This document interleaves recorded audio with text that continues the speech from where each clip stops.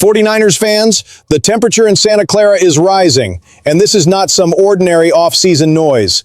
When a franchise that still sees itself as a true contender starts moving major pieces on offense, protecting key depth, and sending hard signals about the locker room, that means something.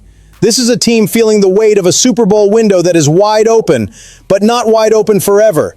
And that is exactly why this conversation matters right now. Because a real contender cannot afford to waste another shot. If you ride for the red and gold all the way, lock in with the channel, because this debate is for the faithful.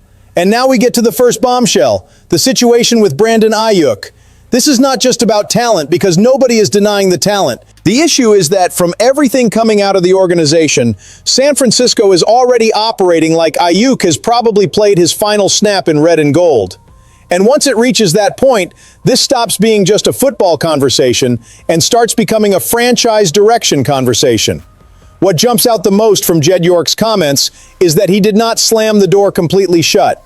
He said he would love to bring Aiyuk back into the fold, talked about his talent, talked about getting value back into the building. But at the same time, he dropped a massive red flag. He admitted he does not even know where Aiyuk is health-wise because there has not been communication. And let's be real, for a team in contender mode, that is not a little crack in the wall.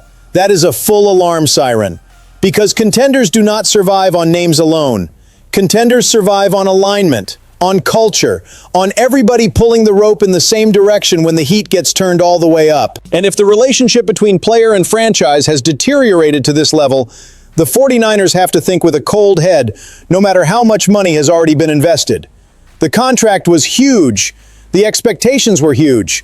The recovery after the ACL and MCL injuries was supposed to lead into a comeback in 2025. That never happened. So the question changes. It is no longer, is it worth waiting? Now it becomes, can you trust this piece in the middle of a real title chase? And that is the heart of it. The 49ers cannot afford emotional decisions right now. If they truly believe there is still a path to repairing the relationship, then sure, because a healthy and locked-in Aiyuk absolutely raises the ceiling of this offense. But if that path is not real, if it is just wishful thinking, then holding on out of attachment would be a mistake. That is why York's talk about extracting value matters so much. Santa Clara is sending a message. Anybody in this building has to be fully inside the mission. And when a contender starts trimming the edges like that, the next question practically writes itself.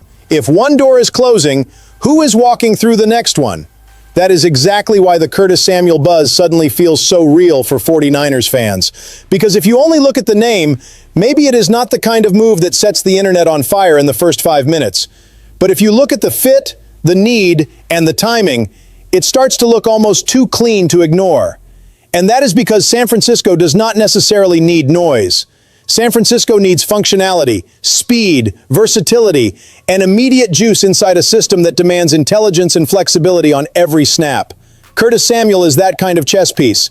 A player who can line up outside, work from the slot, move before the snap, create separation, and bring that layer of unpredictability that keeps defenses up at night. And if there is one place in the NFL where that kind of skill set gets turbocharged, it is Kyle Shanahan's offense.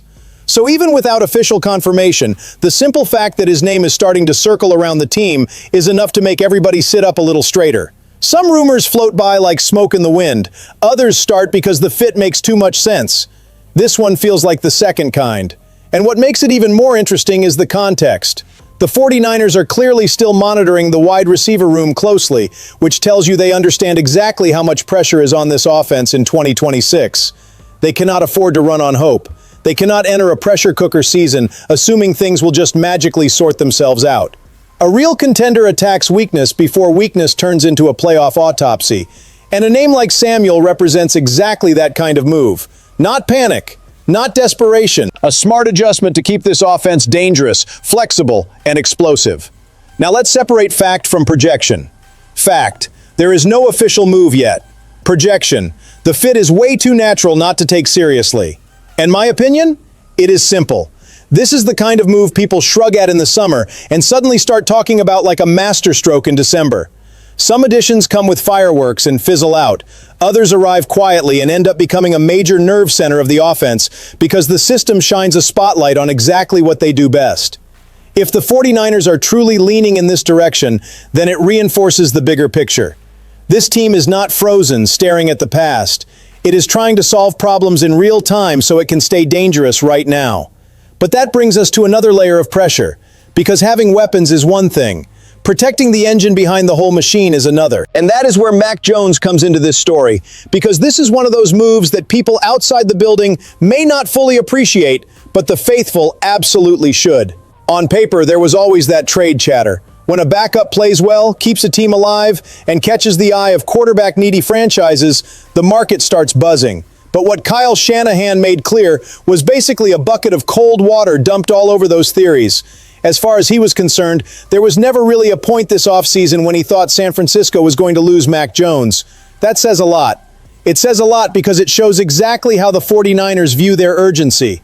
They are not treating the quarterback room like a side detail. They are treating it like season insurance. Last year when Brock Purdy went down, Mac stepped in, won games, kept the team in the hunt, and proved the entire operation does not fall off a cliff if the starter misses time. For a team in full win-now mode, that matters. Sometimes it matters more than a mid-round draft pick. And I will go one step further. Holding on to Mac Jones is the move of a mature contender. It is the move of a franchise that understands seasons are not only lost because of a lack of stars. They also get lost because there is no protection, no depth, no answer when chaos comes crashing through the front door. If the 49ers really set an astronomical asking price, as some reports suggested, that tells you everything. Santa Clara was not interested in losing that safety net for a random return. Because at the end of the day, the message is simple. The Niners want to walk into 2026 ready for anything. So I want to hear from you right now, 49ers fans. Would you have done the exact same thing and held on to Mac Jones no matter what? Or would you have flipped him for draft capital? Drop it in the comments. And then we get to the most emotional piece of this whole puzzle, because this one hits identity, memory, and the heart of the fan base. Jauan Jennings. It is still wild to see a player like that sitting out there on the market. With the toughness, physicality, and clutch presence he brought, a lot of people thought he would be scooped up almost immediately. But that did not happen. And while that wait played out, San Francisco moved on, added other names to the receiver room, and then John Lynch all but put the final nail in the idea of a return. When a general manager talks about a player like that with real respect, praises what he meant to the team, admits how many games he helped win, and then still says he is going to find a good home somewhere else, the message is clear. That is a goodbye. A respectful goodbye, but a goodbye all the same. And as tough as that may be for the faithful to hear, it also reveals something huge about the franchise's mindset. The 49ers believe the receiver room has already turned the page. And that matters because Jennings represented something this fan base loves: toughness, presence, reliability when the game got ugly. So if the team is comfortable moving forward without him, that means it truly believes the new group can hold the line, or maybe even raise the ceiling. That is the bet. And every bet like that carries risk, because chemistry, grit, and physical identity are not always plug and play. But a contender cannot build around sentiment. A contender has to see the next version of the roster before everybody else does. And when you zoom out, that is what makes this whole offseason feel like a pressure chamber.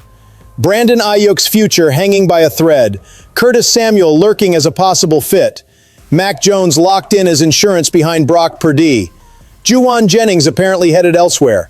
Put all of that together, and the picture starts to sharpen. The 49ers are recalibrating the offense without letting go of their urgency.